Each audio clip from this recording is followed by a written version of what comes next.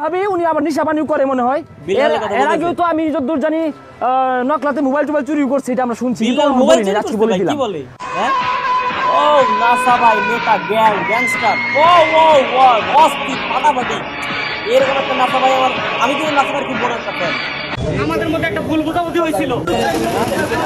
নাসার দোকান আটকাই দিছিল নাকি? আই বিল্লাল নাসার দোকান আটকাই দিছিল ভাই, মাথায় নষ্ট। এমনকি ভাইয়ের মাধ্যমে আমরা আমাদের দোকানটা খুলতেছি। আচ্ছা আচ্ছা, এটা নাসার ম্যানেজার না? নাসা ভাই ফ্যাশনের এই ম্যানেজার না? এটা কি বলতেছে না বিল্লাল ভাইয়ের মাধ্যমে আমার দোকানটা খুলতেছে? দোকান বন্ধ করে দিয়েছিল নাকি বিল্লালের ফ্যান? ওই ফ্যাশনটা মূলত আমার আসলে রাখা না, এটা আমি শুধুমাত্র দুটো ডাল ভাত খাওয়ার জন্য আমি নাসা ওই ফ্যাশন তাকে শেয়ারে পার্টনার নিয়ে দোকানটা দিছি। আমি চাই বিল্লাল ভাইয়ের মাধ্যমে যেন আমাদের ব্যবসা প্রতিষ্ঠানে কোনো প্রবলেম না হয়। ওরে বাপ রে বাপ, এই দোকানটা মনে হয় বন্ধ করে দিছিল মনে হয় বিল্লালের ফ্যান ফলোয়াররা। না এরকম না, আবার হয়তো ভয়তে বন্ধ রাখছিল, যার কারণে বিল্লাল রে ডাইকে নিয়ে আসা এই নাসা ভাই ফ্যাশনের যে পার্টনার বা ম্যানেজার যাই বলি, এরা হচ্ছে খুলছে দোকানটা। তারপর সম্পর্কে হিসাব আলাদা, ব্যবসায়ী হিসাব আলাদা, যার জন্য আমি বাইকে নিয়ে আসছি। বাপ রে বাপ। আচ্ছা, এটা হচ্ছে ওরা যে রোস্ট করছিল সেগুলো কন্টেন্ট ছোট করে কন্টেন্ট বানা, এই কারণে দেখা করতেছি না। না জাস্ট আজকে আসি জাঙ্গা কেনার জন্য। জাঙ্গা কেনার জন্য। তো তোমার জাঙ্গা দিলো জাঙ্গা খুলো।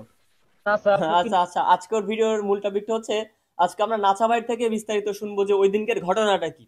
অনেকে আমাকে কমেন্ট করছে, আমি দেখছি যে আমি নাকি নাসারে পক্ষ নিয়ে ভিডিও বানাইছি, পক্ষপাতিত্ব করছি, আমি রোস্টার না, এটা ওইটা। তো আমি কখনো বলি না আমি রোস্টার ভাই।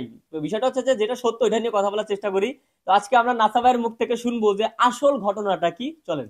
নির্বোধ ছোট লোকের বাচ্চা এই সেই তো অনেক লোকজন নিয়ে সেরা পাম্পে এন্ট্রি নিছে স্লোগান ধরে। লাইভটা আগে থেকে শুরু, আগে থেকে লাইভে সরাসরি লাইভ চলতেছে, এর ভিতরে আমাদের পাম্পে এন্ট্রি নিছে। আচ্ছা, আমি কিন্তু বলছিলাম আপনাদের যে আমি যে ভিডিওগুলো আপনাকে দেখাচ্ছি আপনাদেরকে, ওইগুলো কিন্তু আমি বিল্লালের লাইভ থেকে কালেক্ট করছি। তো এটা এখানে অবিশ্বাস করার কিছু নেই, তারপরেও বিল্লালের কিছু সন্তানগুলো অবিশ্বাস করছে। তা আমরা যে জায়গায় বসে আড্ডা দিই, যে এই জায়গাটায় পাম্পে এখানে এন্ট্রি নিছে, নেওয়ার পরেই উনি পুরা ফিল্মি স্টাইলে মানে মনে হচ্ছে খলনায়কের মতো বাইক থেকে নেমে এসে আমার টিম মেম্বার আমিনকে থাপা দিয়ে ধরছে। ধরে সে বলতেছে আজকে আসছে এখানে না তোর জায়গা নিতে আসছি, তোর জায়গা তুই জায়গা দিবি। তাহলে আপনারা বলেন তার উদ্দেশ্যটা কি আসলে মানবিক কাজে ছিল নাকি পূর্ব পরিকল্পিত ভাবে মানে সাজানো একটা করতে আসছে যে নাসা ভাই টিম সহ নাসা ভাইকে আজকে মানে ধুলিসাৎ করে দিব, তার ইজ্জত মানে নষ্ট করে দিব, তার মানহানি করবো। আসলে কিন্তু আমরা দেখছি বিল্লাল যখন পাম্পে ঢোকার প্রায় 10-15 সেকেন্ড আগে থেকে লাইভ চালু করছে এবং বাইক থেকে নেমেই নাসা টিমের আমিনকে ধরে নিয়ে এসে বলে তোরা জাঙ্গিয়ে খোল, তোর আজকে কন্টেন্ট তুই আমার ছোট করে কন্টেন্ট বানাইছিস, যেটার প্রতিশোধ নিতে আসছি না, এটা না, তারপরে হচ্ছে এটা ওটা অনেক কথা বলার পর তোর জাঙ্গা কিনতে আসছি আমি, মানে জাঙ্গা নিয়ে একটা ট্রল করে ভিডিও বানাইছিল আমিন, যার জন্য হচ্ছে জাঙ্গা খুলতেছিল হাজার হাজার লোকের সামনে, ক্যামেরার সামনে লাইভ চলতেছে, ওখানে যা বলে ইয়া খোল লাইভ কি জাঙ্গিয়া আটক হল। তো তখন হচ্ছে নাসা এসে আগে কথা বলে কনিমিয়া তার যে একটা বিষয় নিয়ে একটা সামাজিক কাজ করার কথা, সেটা নিয়ে উনি কাজ করতেছে, দেন আমি কাজ করতেছি, কিন্তু উনার কাজটা হচ্ছে যে উনি একটা ফিক্সড টাইমের ভিতরে এত লক্ষ টাকা দিবে এরকম করে একটা চ্যালেঞ্জ সবসময় ছুঁয়া দেয়। আমি তাকে বলছিলাম আর আগে যে এইভাবে আমরা ফিক্সড টাইম কেন, আমাদের 1 মাস তো লাগতে পারে, আমরা 1 মাসে কালেক্ট করে দিব, আমাদের ধারা যতটুকু সম্ভব ওইভাবে করে দিব। কারণ উনার হয়তো হিউজ পরিমাণ টাকা আছে, উনি হয়তো বা কালেক্ট না করতে পারলে নির্দিষ্ট টাইমের ভিতরে, তাহলে উনি নিজে দিয়ে দিবে, এরকম একটা প্রতিশ্রুতি সবসময় দিয়ে। আমাদের তো ভাই টাকা নেই। তো আমি বারবার বলছি যে তোমার এই সামর্থ্য আছে কিন্তু আমার না, এমন বড় একটা টিম চালাই। এখন সেটা নিয়ে এখন বিল্লালের ভাই সামর্থ্য আছে, বিল্লাল দিচ্ছে, এখন আমাদের সামর্থ্য নেই, আমরা দিতে পারতেছি না। এখন বিল্লালের থিওরিটা হচ্ছে কন্টেন্ট ক্রিয়েটর হইলেই আমাকে মানবিক কাজ করতে হবে, দান করতে হবে, ভাই আমরা পারতেছি না, এখানে কি করা আছে? আর আপনি দান করেন, আপনার জন্য এই জন্য আমরা সেলিউট করি। ভিডিওর মাঝখানে একটু বিরতি নিই। আপনারা যারা ঘরে বসে গেম খেলার মাধ্যমে টাকা ইনকাম করতে চান, আপনাদের জন্য ইউনিক ব্যাটল অ্যাপসটা হচ্ছে সেরা একটা অ্যাপ, যেখানে আপনি লুডো গেমস, সাপ লুডো গেমস, চাকু গেমস সহ বিভিন্ন মজার মজার গেম খেলে টাকা ইনকাম করতে পারবেন। এছাড়াও লটারির টিকিট কেটে বিশাল অঙ্কের পুরস্কার জিততে পারেন এবং জেতাকৃত টাকা আপনি মাত্র 1 থেকে 5 মিনিটের মাধ্যমে আপনার সুবিধা মতো মাধ্যম বিকাশ, নগদ, রকেটের মাধ্যমে উইথড্র করে নিতে পারেন। কিভাবে এই অ্যাপসে কাজ করবেন সেই বিষয়ে বিস্তারিত একটা ভিডিও লিংক এই ভিডিও ডেসক্রিপশনে দেওয়া আছে এবং কিভাবে অ্যাপটা ডাউনলোড করবেন সেই সম্পর্কিত সকল তথ্য এই ভিডিও ডেসক্রিপশনে দেওয়া রয়েছে। এখন যেটা লিগ্যাল ওইটা আমি বলবোই, তাতে পক্ষপাতিত্ব হইলে আমার কিছু করার নাই। কাজ করতেছে, দেন অনেক কন্টেন্ট ক্রিয়েটর আসছে তার সাথে, অনেকগুলো প্রায় উনি তো 20টা মোটরসাইকেলে মিনিমাম 35 থেকে 40 জন লোক ছিল। তো হুট করে আমি নামাজের পরে আর কি দেখলাম একটা লাইভ, আমাকে অখাদ্য ভাষায় গালাগালি করতেছে যে নাসা ফকির নির্বোধ ছোট লোকের বাচ্চা এই সেই, তুই তোর শোরুম বেচা দিবি। আমি শুরু করছে, তো আমি আসলে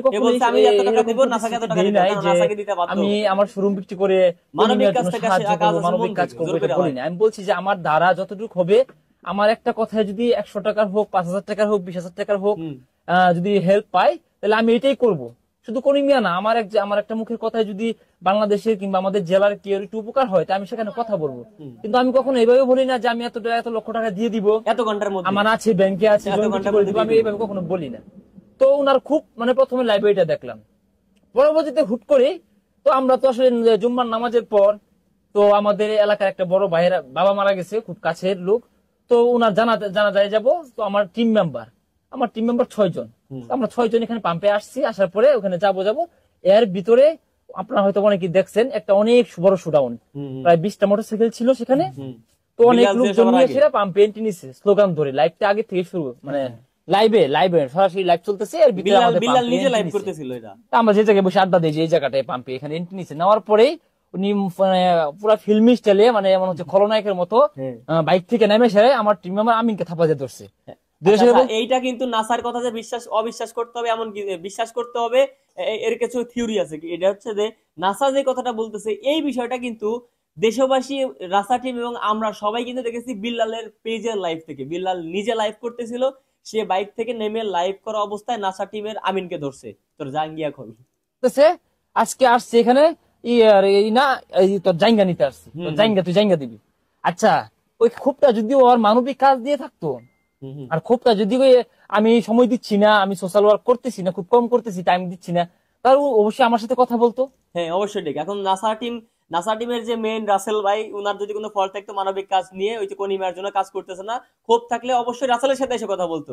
কিন্তু সে ফার্স্টে গেছে কি কার কাছে, আমিনের কাছে। আমিন ওরে নিয়ে একটা ভিডিও বানাইছিল, ট্রল করছিল যে জাঙ্গিয়া বিক্রি করবো আবার, তো ওইটার জন্য আমিনকে ধরছে। তো এখানে অবশ্যই বোঝা যাচ্ছে যে হচ্ছে প্রতিহিংসার জন্য তাকে নিয়ে রোজ টাইপের ভিডিও করছিল, ট্রল করছিল, যা এই জন্য হচ্ছে আমিনের উপর খেপা। ঠিক কথাই বলতেছে ভাই। অবশ্যই এই বিষয় নিয়ে কথা বলতো। ও প্রথমত আইসি সেরে আমিনকে থাপা দিয়ে দুইরা আমিনের জাইঙ্গা ওপেন লাইভ চলতেছে, আমিনের জাইঙ্গা নিবো, জাইঙ্গা খুলতে বলতেছে, তাহলে অবশ্যই এটা পরিকল্পিত ছিল। অবশ্যই পরিকল্পিত। আপনারা দেখবেন স্পষ্ট উনি আমিনকে থাপা দিয়ে ধরতেছে, মানে এমন একটা মানে ইয়ের মতো, নায়কের মতো, যে রিল্যাক্স বেটা রিল্যাক্স, তোর জাইঙ্গা নিতে এসে জাইঙ্গা দেয়, রিল্যাক্স বেটা রিল্যাক্স, আজকে তোর নিয়ে এইভাবে বলছে। আচ্ছা, ওনার উদ্দেশ্য যদি না থাকতো তাহলে আইসি সেরে আমার সাথে বসতো, ভালোভাবে বলতো যে আমাকে ধমক দিয়ে বলতে পারতো সিনিয়র হিসাবে যে হ্যাঁ এই রাসেল তুমি কি কাজ করতেছো, কয় টাকা ই করছো, কালেকশন করছো কনিমিয়ার জন্য, এইভাবে কিন্তু বলতে পারতো। অবশ্যই উনি কিন্তু এটা বলেন আইসি আমি থাপা দিয়ে ধরছে জাইঙ্গা খুল, মানে ওপেন লাইভ মিনিমাম ওইখানে আপনার 20টা মোবাইল লাইভ চলতেছে, ওপেন লাইভের ভিতরে থাপা দিয়ে দিলে জাইঙ্গা খুল। তাহলে আপনারা বলেন তার উদ্দেশ্যটা কি আসলে মানবিক কাজে ছিল নাকি পূর্ব পরিকল্পিত ভাবে সাজানো একটা ই করতে আসছে যে নাসা ভাই টিম সহ নাসা ভাইকে আজকে মানে ধুলিসাৎ করে দিব, তার ইজ্জত মানে নষ্ট করে দিব, তার মানহানি করবো। আমরা সেই সময় একটা জিনিস দেখতে পারলাম যে তারা একটা ভিডিও ভাইরাল করছে যে আপনি একটা লাঠি নিয়েছেন। আচ্ছা, এই বিষয়ে যদি একটু কিছু বলতেন। হ্যাঁ, এই যে দোকান, এই পাম্পের যে দোকানটা, আমি আবারও বলতেছি, আপনারা এখনো খুঁজ নিয়ে দেখতে পারবেন। আমি যে ভিডিও করি, আমার ভিডিও সকল সরঞ্জাম এই পাম্পেই থাকে, এখানে থাকে। আমি ওই স্টিকটা দিয়ে আমি বেশ কয়েকটি ভিডিও বানাইছি। তো আমাদের এই স্টিক, পরে হচ্ছে ক্যামেরা স্ট্যান্ড, তারপরে হচ্ছে এই যে ফোকাস লাইট, সবকিছু সরঞ্জাম এই পাম্পের দোকানে থাকে। হ্যাঁ, আচ্ছা, এখন ওনাদের ভিডিও করার যত জিনিসপত্র আছে সবকিছু পাম্পের মধ্যেই থাকে। তো এখানে যেহেতু গ্যাঞ্জাম লাগছে, ওনার রাগ উঠে গেছে, স্টিকটা বের করছে। ওনার কথা হচ্ছে এটা। আমার মনে হয়, আমি বললাম না পক্ষপাতিত্ব যদি হয়ে যায় তাহলে কিছু করার নাই। এখন আমার মনে হয় যে ভাই যেটা সত্যি এটা আমার বলা উচিত, এটা আননেসেসারি, এটা আমি বিশ্বাস করতে পারলাম না। এই স্টিক হয়তো নাসা ভাইয়ের পকেটেই ছিল, কারণ এখনকার যুগের পোলাপাইন কম বেশি এই মারামারি গ্যাঞ্জাম করে, আমরা সবাই জানি, ঠিক আছে। কিন্তু ওনার কাছেই হয়তো আমার ছিল এটা, কিংবা কেউ নাকি এনে দিয়েছে এটা মারামারি করার জন্য, এটা হচ্ছে মেন কথা। কিন্তু ওনার ভিডিও করার কাজে এই স্টিকটা লাগে, এটা আমি বিশ্বাস করতে পারলাম না। এটা নাসা ভাই ভুল বলছে, তাছাড়া সবকিছুই ওনার কথা আমি বিশ্বাস করছি, এই স্টিকটা বাদে।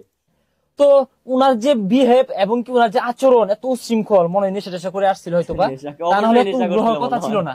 উনি যদি এখানে আমার সাথে ঝগড়া করতে না আসতো, আমার সাথে কথা বলতো, আমার সাথে বসতো যে তুমি কত টাকা কালেক্ট করছো, উনি আইসে আমিন খাওয়া দিয়ে ধরছে। কিন্তু আমিন কিন্তু এই মানবিক কাজে যায় নাই, এখন পর্যন্ত যায় না, ওটা নিয়ে কথা বলে না। তাকে কেন ধরলো? আমার প্রশ্ন হচ্ছে এটা।